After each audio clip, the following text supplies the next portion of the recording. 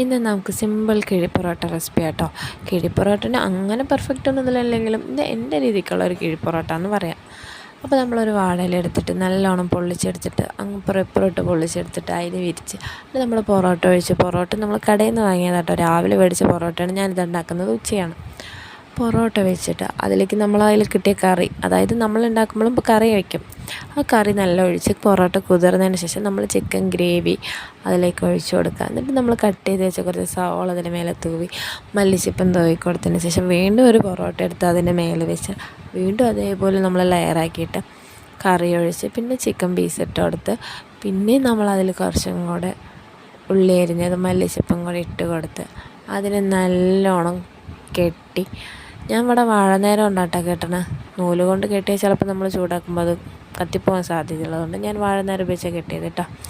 നല്ല പൊതിയെ നമ്മൾ വലിയ പെർഫെക്റ്റ് ഒന്നും അല്ലെങ്കിൽ